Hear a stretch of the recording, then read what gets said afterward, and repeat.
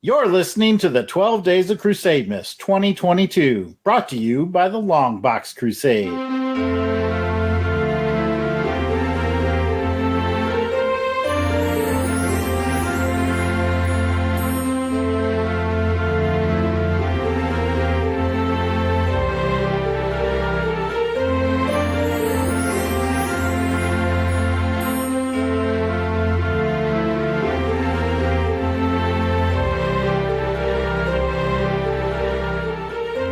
6 Hercules are herking. Hello, and welcome to the 6th day of the 12 Days of Crusademas for 2022, brought to you by the Longbox Crusade. The 12 Days of Crusademas is our gift to the podcast community to celebrate the holiday season. And we're celebrating this joyous season by sharing with you some comic book titles that may have gotten by you in the past. Each of the 12 Days of Crusademas will bring you a hidden gem of a comic series, brought to you either by one of our holly jolly co-hosts or one of our podcast celebrity guests. Until we get all the way to December 25th, Christmas Day. I'm your host for the 6th day of Crusademas, Jason Albrecht, the Christmas Weasel, and here are the 3 jolly old elves joining me for today's unwrapping. And we're going to go ahead and kick it off with our founder. You know him, you love him, DJ Christados, Pat Sampson. Pat, merry day 6th of the 12 Days of Crusademas. How are you today, sir? Well, I'm feeling good. I'm feeling kind of leapy, excited. We're 6 days in. That's, another 6 more to go, and then it's Christmas time. Woohoo! I can't wait. But I want to tell you guys, I want to continue on my reading of "'Twas the Night Before Crusademas. And I'm sure you guys are just itching to hear the rest of it, right? A little bit more, right? That's what brings us. I am itching, but it is not from the anticipation of this. It has to do with Mary Jane. Oh. No, Jared. Disregard. You spoke her name, man. It's like Candyman. You say it 3 times and she appears. No, see? Let me get to my story here. Where we left off, there was some whistling and shouting outside, and I'll go into the next thing that we heard. Now Jared, now Jason, now Delvin and Clinton, on Rick, on Kathy, on Joe, on Alan, on Maggie, and on Jonathan. To the top of the porch, to the top of the wall. Now dash away, dash away, dash away all. There's more to come. Stay tuned. Oh, boy. Leaving us at the cliffhanger again. I tell you what. All right. Well, that is Pat. And let's just move it around here to my brother, Jared Albrecht, the yard sale artist, Christmas something probe. Yeah, Christmas probe. You sure you want to go with that? We haven't cleared that with HR yet, but we'll just say Death Probe. How you doing, Jared? Oh, man, I'm bundled up on this cold December day, wishing each one of you a Merry Christmas. I had a Christmas joke ready. Get to the joke. I got a bad Christmas joke, but Chris Walken asked if he could ask a quick question. He's here today, so I'm going to bring Chris in for just a quick question. Fellas, I'm wondering if with my lease and all that, can I bring it? I have like a herd of cows. It's like 7 or 8 cows. Can I keep those here on the property? Is that okay with you? Christados, you run things. Can I keep my cows here? Yeah, I'm fine. I think we could. You're not keeping your cows here, Chris. Now, come on. But Pat. I'm happiest with my cattle. Oh. Merry Christmas, you dumb bastards. Thanks, Chris. You want to hear the joke I had? No. It's short. Nope. It's a thinker. It's going to make you think. I'm tantalizing you. Go for it. Okay. Just all right. do it. All right. How does Christmas Day end? How does Christmas Day end? In a Y. Correct. Oh my goodness, that's the first one we've gotten right. So all of a sudden, with the cattle joke seems pretty good. He warmed me up with the cattle joke, so like my brain is firing on all cylinders. Speaking of people with brains firing on all cylinders, let's pass it over to Delvin, the Dark Web Williams. Oh, Merry Christmas to you, Jason. And I don't know, after those 2 jokes, I probably shouldn't go into mine, but I mean, it's my joke and I have to. So here goes. I hope you appreciate the gift that I have given you, like you all. It took a lot of effort. I had to go up to Minot, North Dakota, where they have the ICBMs, and I had to take the devices that they used to carry around those ICBMs from place to place. Now I have hung them all around the studio. It's mistletoe, right? Yeah, got it. And It's ICBMs, like a, And then like you would toad. and then like they're heavy, I thought. and you use it to carry like the. So far, this cattle joke is killing. Oh, my goodness. All right. Well, now that that's out of the way, you all know who I am. We can pass it on to... Excuse me. I'm sorry. But we're 6 days out from this party. You guys are falling behind. Pat. Yes, Mary Jane. Somebody brought some GD ICBM tow things up here, and there's got to be some lights around them now. They can't I'll just ask the guys to sitting out help here out. with no lights. Yeah, I'll ask the guys to help. It's been a few years. I think they all owe me. Those guys aren't helping. What are you, slow? Get out there. Do your Pat DJ Cristados thing. You just twirl around up those ICBM tubes and make sure that they're sparkling. And I want those winky lights. Not the solids. I want the winky lights so people can see it. Say it. Winky lights, yep. All right. Jared. Yes, Mary. Did you get with the attorney? Did you get with the attorney? Yes, that's done deal. All right. So all parties assigned. Yep. Okay, because I don't want no shenanigans from Ruth and Darren. That Ruth has got a temper. Yes. And a right hook. I've experienced it. Took 3 of us to get her out last time. 3. We're good to Speaking go. of, Delvin, Yes. you're in charge of security. I need at least 2 bodyguards because something tells me that legal document ain't going to hold up once that liquor starts flowing. You know what I'm saying? That's true. That's All true. right, People security. get loose when liquor goes. Security of both entrances and exits. Weasel Skull. You got it. You're useless. Just do your thing. Just do whatever it is you do. And wait a minute. There's an extra guy here. Who's this gentleman with that salt and pepper beard over here? What's your name, sir? Paul Spataro. What was it before you changed it? Rest in peace, Sean. Scene. God bless. I'm happiest with my cattle. Where's my cattle? that was my joke. Right. I came up with that. Sorry. You know how she gets, man. It's like, and the closer it gets to Christmas, she'll be fine after Christmas. She'll come down. Why does she do all this planning and then 20 minutes into the celebration, she's passed out anyway? She never knows what happens. It's a fair point. Anyway, joining us today around the fireplace is Paul Spataro from the Two True Freaks Podcast Network with shows such as Back to the Bins and Is It Jaws? Welcome, Paul. Good to be here. We're glad to have you, but I'm dying to know, what do you have gift wrapped in that stocking? Well, as you heard in the singing intro, today is 6 Hercules a Herking, which means we're unwrapping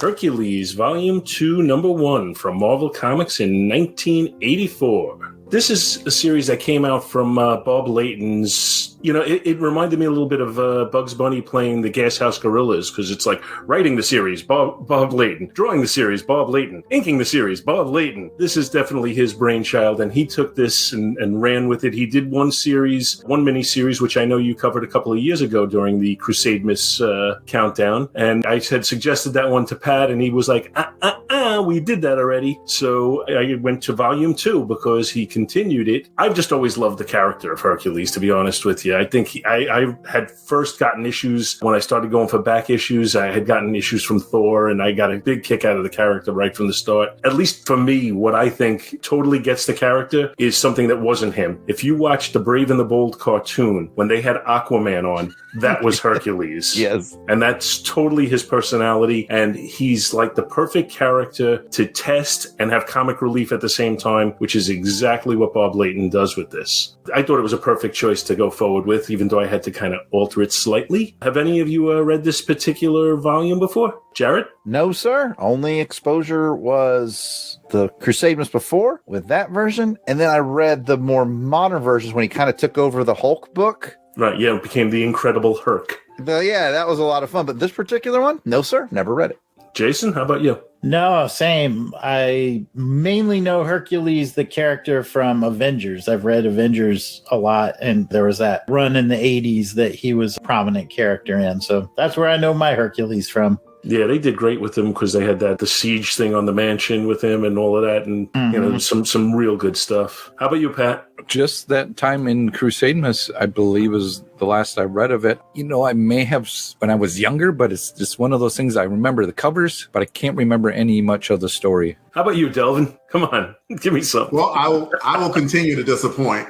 This is, other than Crusademas, this is all that I've read of Hercules, except just like Jared, when they turned Hulk for a quick time into the Incredible Hulk, which I did enjoy, by the way. It was, and I think I got a little bit more Hercules experience as well when Ares joined the Thunderbolts. So I got to see a little bit of Hercules there as well. Did Ares join the Thunderbolts or the Dark Avengers? There you go, Dark Avengers, even though I think they masqueraded as the Thunderbolts for a quick time. But yes, it was more Dark Avengers than it was Thunderbolts. I can only hope the exposure to this issue will make you guys want to read some more, which I guess is the whole purpose of why we're here today anyway. So this is Hercules Prince of Power, Volume 2, Number 1. It has a cover date of March of 1984. It was actually released during a Crusademas time because it was December 13th of 1983. And once again, Bob Layton did like everything. The story is titled My Love is Green. And the story is as follows. Rebel forces have seized an asteroid mining colony, and leading the charge of the planetary peacekeeping force is Hercules, who has been banned from Olympus in order to learn humility. The government troops take to the offensive behind Hercules with a Regellian recorder in the leadership role. As Hercules bursts in, the troops surrender, despite the bravado of their commander. The recorder then outs the rebel leader as a Skrull, and word comes that a friend of our star was critically wounded. We witness his sad passing, and Hercules reminisces about their friendship. Somewhere in Orion, we join Hercules and the recorder on his space chariot as they head to a spaceport. Shortly after landing, Hercules' cosmic steeds have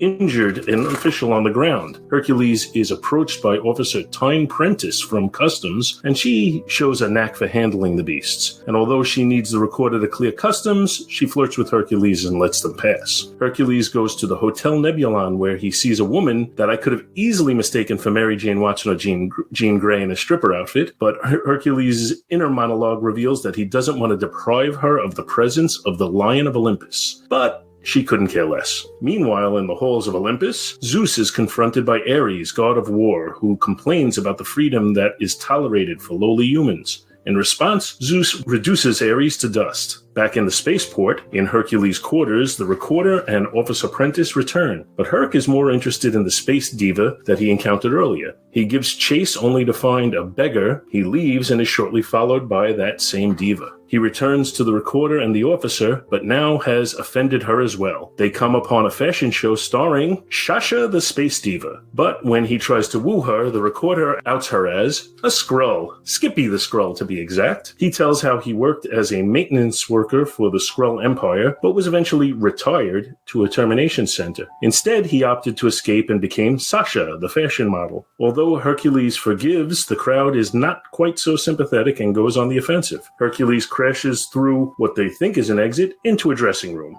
The Skrull morphs into a tentacled beast to scare off the crowd, and Officer Prentice lets them make their escape despite their disorderly conduct, and they seal it with a kiss. The kicker is a shot of Zeus and Pluto discussing how the gods of Olympus shall die.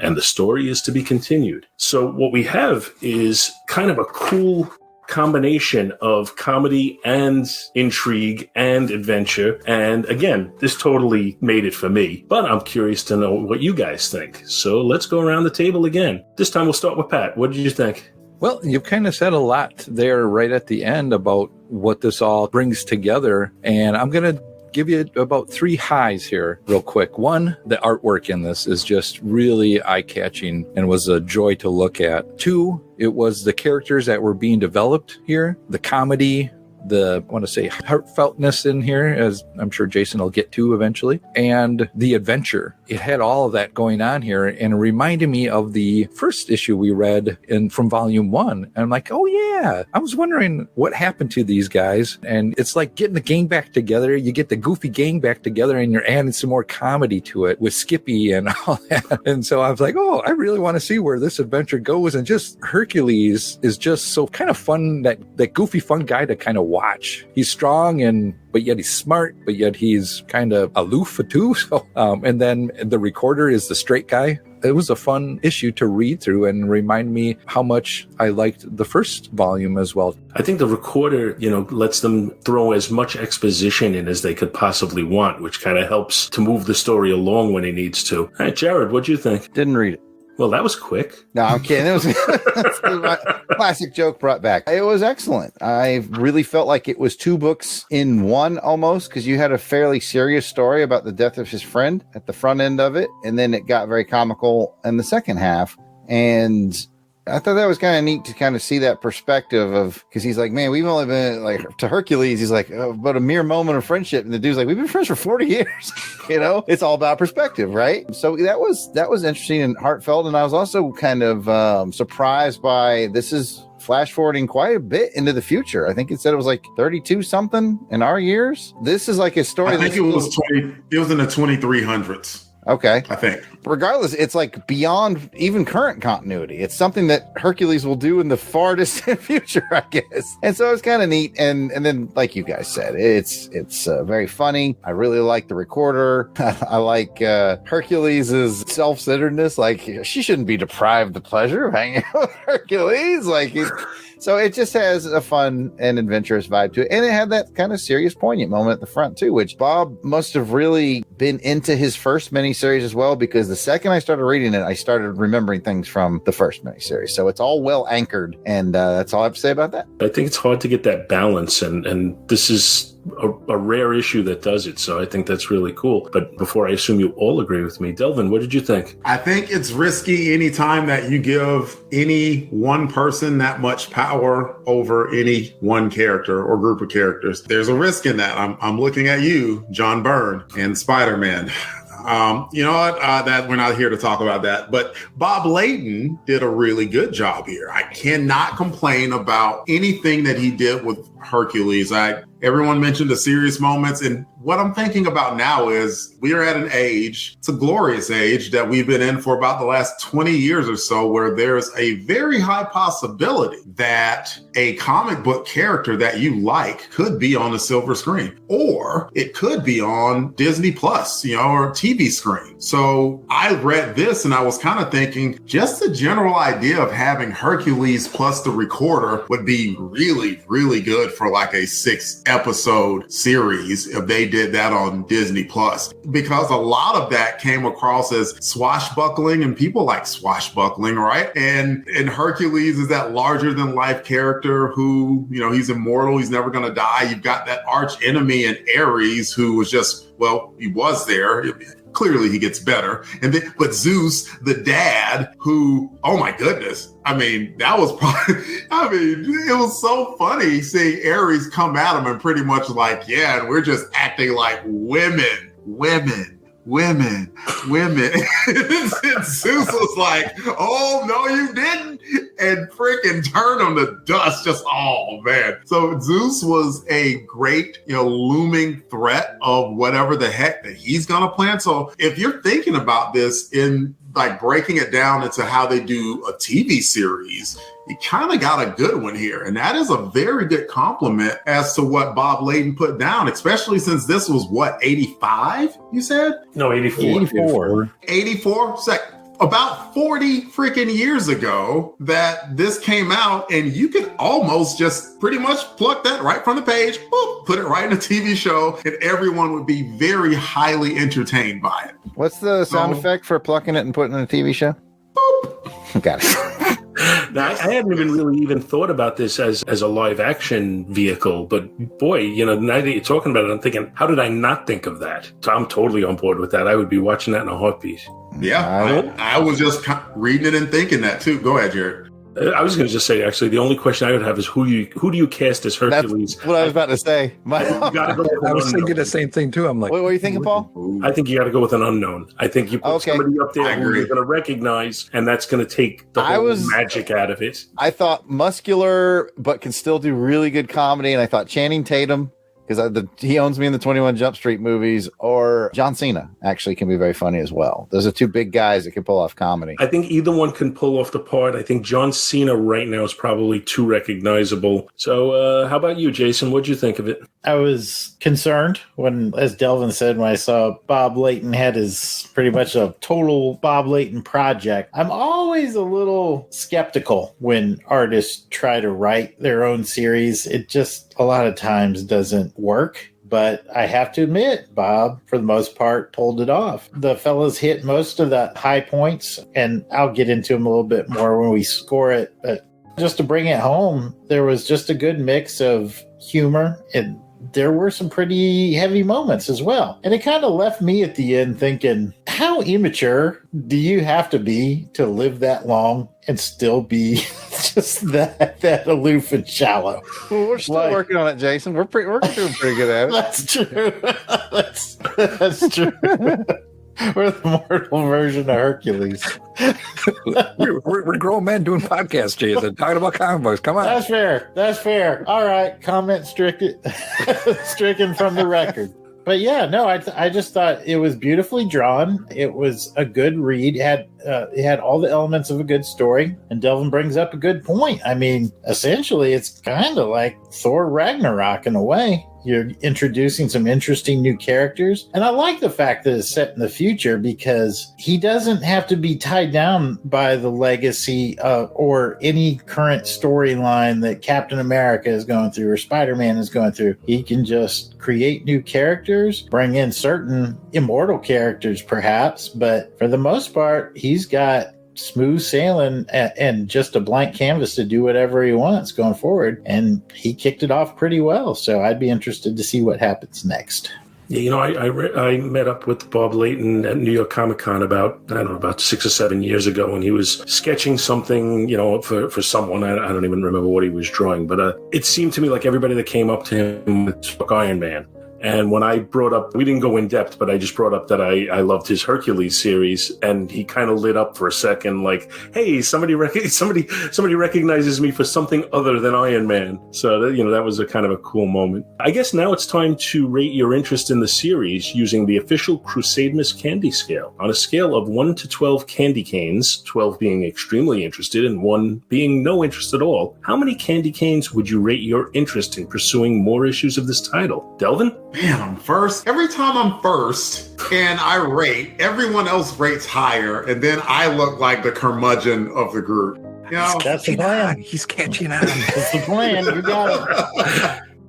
I could be like, I'm going to give this a 12. He's like, I'm just going to make an exception. I'm going to give this 14 candy canes. That's not even on the scale. And that's what happened. You know what's going to happen is if you give it 14, everybody else is going to give it 2, so you're still going to look like the outlier. I would live with that because I'd be the positive guy, and then I just look at everyone with scorn. Nobody would give a single-digit candy cane. You'd have to be a total Scrooge to do that. And a bah humbug to you. Okay, all right, rating. I'm going to give it a 10. Very good. I had the other Hercules series in mind when I read this, and this one took a little bit off of the silliness and comedy and then added just that really good element of drama to where you're like, what is Zeus gonna do? And you saw, Ares, in a pile of dust, but then you saw Zeus talking to Pluto. It's like, there's like, anytime Pluto's involved, something nefarious is going on there that we didn't quite get to. We got most of the swashbuckling going on. So really, really good, really intriguing, and I enjoyed it. So 10. Pat, what'd you think? I'm in the camp with Delvin. Definitely at a 10. It had humor, it had heart, it had adventure, swashbuckling again, as Delvin had said. I really enjoyed it. And if I find these in some bins anywhere or anywhere, who knows, maybe wherever we're at con somewhere, I will definitely go looking for these. Great. Jared, what about you? Well, I use a 4-part scale called Laughter, Emotions, Visual Stimulation, and Drawings. And I'm just kidding. That's synonyms for what Jason's going to do. I rated it on a scale of like, am I going to run out and buy every issue so I can get it hardbound? That'd be a 12. Versus a 0 or 1 would be like, I'm in a quarter bin and I'm like, I'll stay. No, thank you. And to say all that is to just say, I agree with Delvin and Pat. I was really thinking a 10, which means even dollar bin. If I'm in a dollar bin flipping, I'm like, oh, Hercules. I'm going to pull them just because I know how much fun they are. So anyway, we are at 310. Jason, what do you say? Well, doing the humor, heart, spectacle, and art, I gave the humor a 2. I chuckled in a couple places. I groaned. I couldn't take not one more steroid joke. I think that was getting a little played out. But overall, there were some good laughs to be had there. Heart, we talked about it. There was just some good heart at the beginning. The death of his friend, how it puts everything into perspective. And we talked about the threat of Zeus. I thought all that earned this one a 2. And then spectacle, I give that one a full 3. I just think that it opens up with a lot of action. There's some great chases. The settings just look spectacular, which leads us into the art category. So I'll give 3 for spectacle, and I'll give 3 for art as well, because man, it's just really wonderfully drawn, inked, and colored. You could tell this was a true labor of love, and I appreciate that. So that lands me on 10 candy canes as well. And because I reward enthusiasm, I'm going to throw another candy cane on the pile for you since it's Christmas and give you 11 candy canes, Paul. Ooh, I'm going to just kind of join in with all you guys. I agree totally. And I think the biggest thing about this, and one of the things that I talk about when I do Back to the Bins, is if I do a first issue like this, does it make me want to pick up the second? And I think absolutely that's the way I walked away from this. So I definitely recommend anybody pick this up. I'm right there with Jared saying I'm going to, dollar bin, I would even go $2 bin on this one. As I mentioned earlier, I'm a little cheap about these things. So $2 is a big investment in an old comic. I'm with you. Yeah. So I'm totally on board. And there's, the first series of this as well. And then we were talking before about the Incredible Herc. I'd recommend all of that stuff to people. I think this character is just a fun character, pretty much no matter who wrote or drew him. Layton owns the character, but everybody else does well with him too. So I definitely recommend people pick it up. All right. Well, that will wrap up day 6 of the 12 Days of Crusademas. We'd love to hear from you if you're familiar with any of the comics we cover here on the show. Or if you gave one of our recommendations a try, let us know what you think about it. You can find us on Twitter, Facebook, Instagram, and YouTube at Longbox Crusade. You can also email us at contact@longboxcrusade.com. And if you want to go old school, pick up the phone. Call us at 707-532-5269. That's 707-532-LBOX. Fellas, Pick up the phone. and if you're loving Crusademas and didn't get a chance to listen last year, or you just want to hear more Crusademas, if you scroll far enough back on our feed, you can find all the episodes from Crusademas past 2021, 2020, 2019, 2018, or even 2017. We've got a lot of content out there for you, folks. Thanks for listening, everyone. Be sure to come back tomorrow to find out what the next gift is from under the tree here in the festively decorated Longbox Crusade Studios. Thanks for having me, fellas. I wish everybody a Merry Christmas, and I'm feeling very festive right now, and I hope you all are too. Until next time, DJ Christados, play one of my favorite Christmas jams. Wiggity, wiggity, wiggity, wiggity, whack.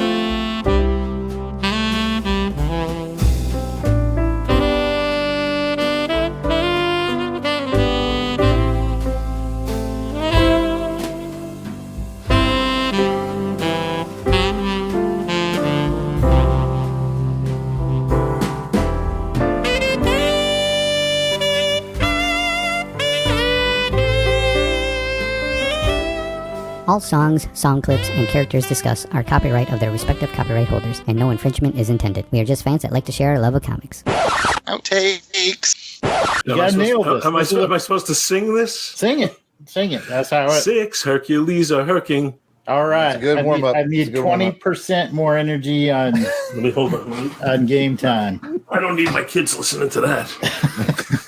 I think that's it. Any questions? Yes, me. Can I play Homescapes? Like while we do Nobody's gonna be able to We stop can't you. stop you. Oh yeah, that's right. That's true. So I looked out the that's not a window and question, I was Pat. so scared because Pat came to Crusademas totally unprepared. That reminds me, Paul, at some point, I almost guarantee you, Yeah, Jason and Mary Jane voice is going to ask you for your name. Just tell him your name. Just say, I'm Paul Spataro. Just get it over with, okay? When you just trust me. I will trust you. Just, I probably will regret it one day. Just- but I I will may not trust you. show up today because I'm hosting, so yeah, we'll see. you never know. Never know. Technically, I think Pluto is the Roman god of the underworld, and Hades is the Greek god. Okay, if you want to get technical about it. Sorry. Was like Mickey Mouse's dog. that's what I was saying. Yes, it was. Did Mickey leave him outside, and Pluto's mad now, and And then there's always hijinks pursues. the lifelong question of how come Pluto is a pet and Goofy is a friend. But Really appreciate it, Make Paul. that Good happen. to see you. yeah, you too. I'm glad to actually I've listened long enough. It's good to actually see everybody and meet everybody. See the operation at work here. The well-oiled machine. The professionalism is astounding. Yeah. Actually, Sexual as far as podcasting goes, this is pretty professional. Aside from script, come on. Scripts are for suckers.